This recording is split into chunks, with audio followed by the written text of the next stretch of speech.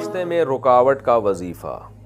میں کسی کو پسند کرتی ہوں اور وہ بھی مجھے پسند کرتا ہے، لیکن ان کی فیملی کی طرف سے ایشو آ رہا ہے کہ وہ نہیں مان رہے۔ اس سلسلے میں آپ مجھے کوئی وظیفہ بتا دیں تاکہ میرا یہ رشتہ ہو سکے۔ السلام علیکم ورحمۃ اللہ وبرکاتہ۔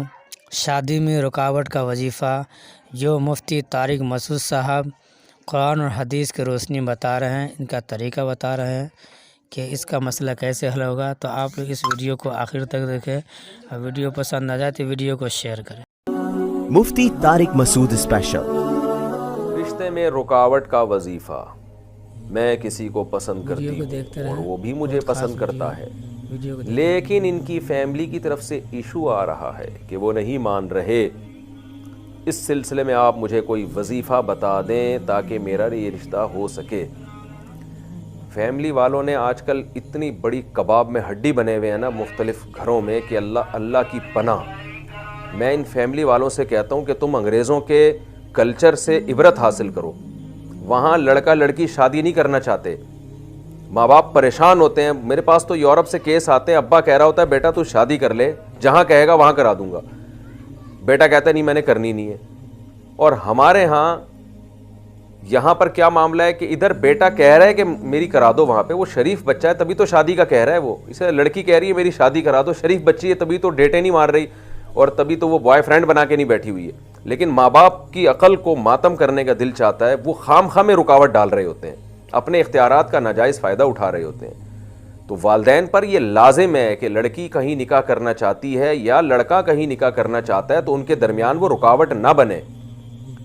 رکاوٹ اس وقت بنے جب وہ یہ فیصلہ کریں کہ یہ بہت ہی نامناسب ہو رہا ہے۔ مثال کے طور پر لڑکی نے خدا نہ خواستہ کسی چرسی کو پسند کیا ہوا ہے، ہیروئنچی کو پسند کیا ہوا ہے، یا بہت ہی کوئی ایسے بندے کو پسند کیا ہوا ہے جو آپ کے خاندان کے لحاظ سے کسی بھی طرح سے میچ ہی نہیں کرتا، آپ کی عزت کا جنازہ نکل جائے گا معاشرے میں جب آپ بتائیں گے جی فلانے سے ہماری بیٹی نے نکاح کیا، کچھ چرسی بھنگی کوئی ہیروئنچی ٹائپ کا یہ آدمی ہوگا نا ایسا۔ تو اگر اس طرح نہیں ہے تو پھر بھائی شریعت کا حکم ہے، نبی صلی اللہ علیہ وسلم کی صحیح حدیث ہے، لن تری للمتحابین مثل النکاح، فرمایا دو محبت کرنے والوں میں نکاح سے بہتر کوئی چیز نہیں ہے۔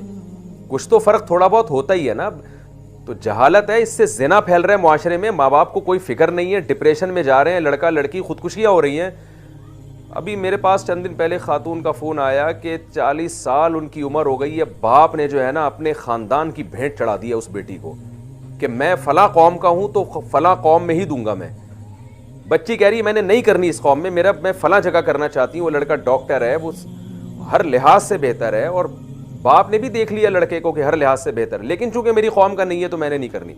تو یہ ظلم ہے بھائی، ماں باپ کے حقوق کی بھی ایک حد ہے۔ ماں باپ کو لامحدود اللہ نے حقوق نہیں دیے ہیں کہ وہ سمجھیں کہ ہم اولاد کو غلام بنا کے رکھیں اور اللہ نے ہم پر ان کا حق رکھا ہے تو اب وہ جو چاہیں آپ ان کے ساتھ کرتے پھریں، ایسا نہیں ہے۔ تو والدین کو بھی ایک باؤنڈری ہے، لامحدود حقوق کسی کے بھی نہیں ہے۔ اللہ کو یہ حق حاصل ہے کہ جو چاہے حکم دے دے وہ، باقی اللہ کے سوا کسی کو یہ حق حاصل نہیں ہے کہ جس کو چاہے جو چاہے آرڈر دے دے۔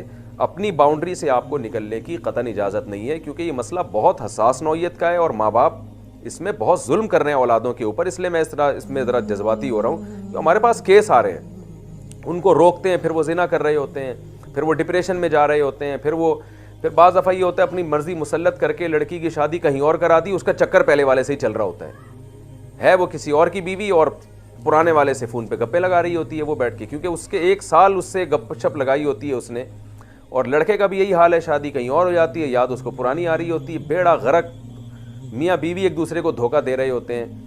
اور ہم کبھی لڑکیوں کو مشورہ نہیں دیتے کہ والدین کی مرضی کے خلاف شادی کریں، کبھی بھی میں مشورہ نہیں دیتا۔ میں کہتا ہوں جیسا باپ اور ماں اچھا سمجھتے ہیں ایسا لڑکیاں اچھا نہیں سمجھتی۔